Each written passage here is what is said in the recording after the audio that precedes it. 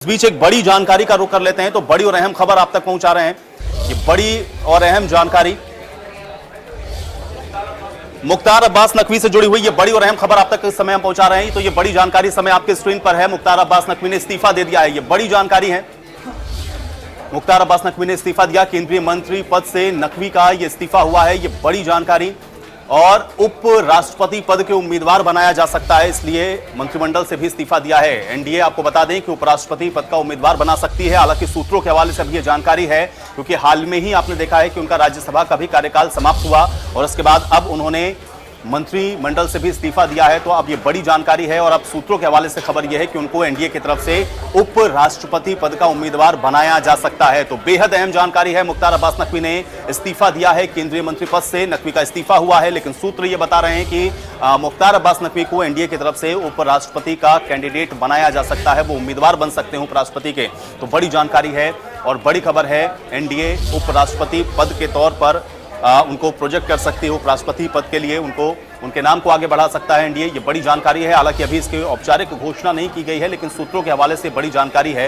राज्यसभा का चूंकि कार्यकाल अभी उनका समाप्त हुआ और इसलिए उन्होंने अपने मंत्री पद से इस्तीफा दिया है, लेकिन अब जानकारी ये मिल रही है कि उपराष्ट्रपति के लिए उनके नाम को एनडीए आगे बढ़ा सकता है। तो बड़ी जानकारी है मुख्तार अब्बास नकवी से जुड़ी हुई। इस वक्त की ये बड़ी खबर है, एनडीए उप राष्ट्रपति का उम्मीदवार मुख्तार अब्बास नकवी को बना सकती है।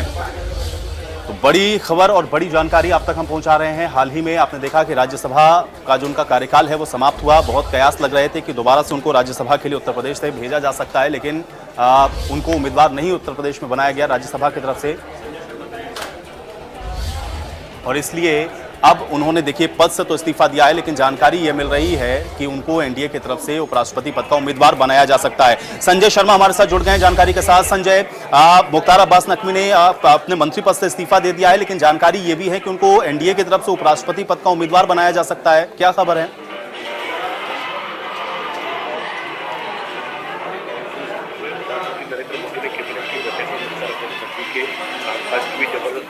तो ये भी कहा गया है सूत्रों के अनुसार कि आज की जो कैबिनेट की बैठक थी वो मुख्तार अब्बास नकवी के फेयरवेल पार्टी के रूप में बन गई थी। तो फेयरवेल एक तरह से मुख्तार अब्बास नकवी का आज की कैबिनेट की बैठक में फेयरवेल हो गया था। उसके बाद में कैबिनेट की बैठक से बाहर है मुख्तार अब्बास नकवी, और उसके बाद में उन्होंने बीजेपी के राष्ट्रीय अध्यक्ष जेपी नड्डा से मुलाकात की और उसके बाद उन्होंने अपना इस्तीफा दे दिया है। और ये कहा जा रहा है, सूत्रों का यही कहना है कि मुख्तार अब्बास नकवी देश के अगले उपराष्ट्रपति बन सकते हैं।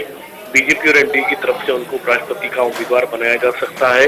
मुख्तार अब्बास नकवी लंबे समय से राज्यसभा में थे, अच्छा खासा अनुभव है उनको। एक बार तो कम से कम 3 बार वो कैबिनेट मंत्री बन चुके, एक बार मोस्ट इंडिपेंडेंट चार्ज भी बन चुके। तो लंबा चौड़ा अनुभव है मुख्तार अब्बास नकवी का राज्यसभा चलाने के लिए, जिसकी की बीजेपी को, प्रधानमंत्री नरेंद्र मोदी को भी आवश्यकता थी। साथ ही साथ नुपुर शर्मा प्रकरण के बाद में जिस तरीके की इमेज भारत की बिल्डअप हो रही थी बाहर के मुस्लिम देशों में, एक तरफ से ये देखने को आया था कि मुस्लिम राष्ट्रों में काफी विरोध हो रहा था भारत का नुपुर शर्मा प्रकरण के बाद में, तो उसको भी कहीं न कहीं उस परसेप्शन को भी ठीक करने का मौका मिले।